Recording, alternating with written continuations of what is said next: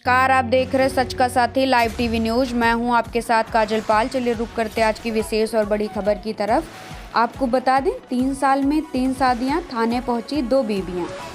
तब खुली पति की पोल। पति की अजीबोगरीब दास्तान, बोला शादी करना हमारी मजबूरी थी।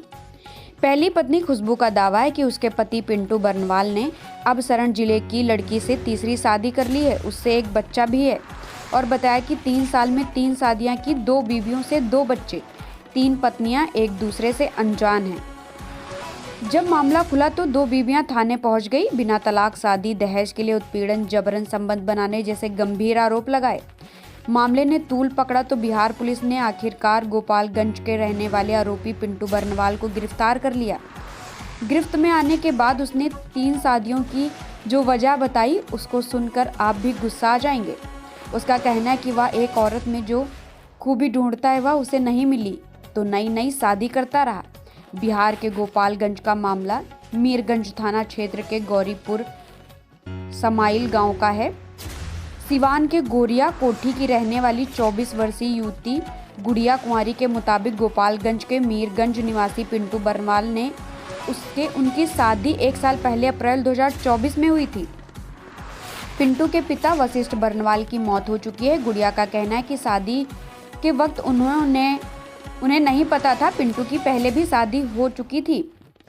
इसी बीच दूसरी पत्नी ने लगाए दहेज उत्पीड़न के आरोप। गुड़िया को जब पता चला कि उसके पति की पहले से एक पत्नी है तो उसके पैरों तले जमीन खिसक गई। वह खुद को ठगा सा महसूस करने लगी। गुड़िया के मुताबिक उसके पति ने अब बिना तलाक दिए तीसरी शादी कर ली है। गुड़िया मीरगंज थाने में अपने पति पिंटू बरनवाल, उसकी बहन और मां के खिलाफ FIR दर्ज करा दी है।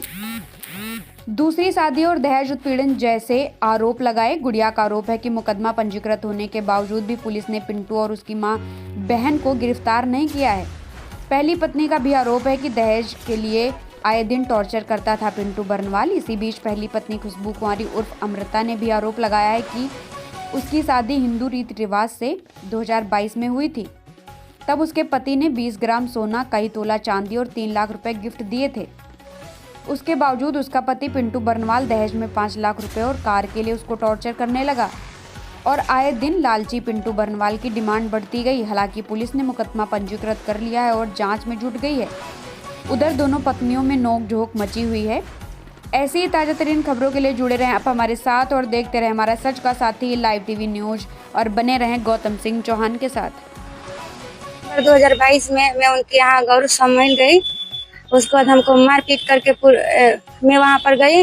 मेरे पिताजी 3 लाख रुपया दिए गिफ्ट के तौर पे और 20 ग्राम का एक सिकड़ी दिए और 15 ग्राम का 2 अंगूठी दिए और गहना, मेरे जो लड़के गहना होता है वो सब, और घर का पूरा सामान भी दिए और दे करके हमको मतलब विदा किए। मैं उनके साथ अपने ससुराल आई, पिंटू बरनवाल के साथ अपने ससुराल आई गौरव समय।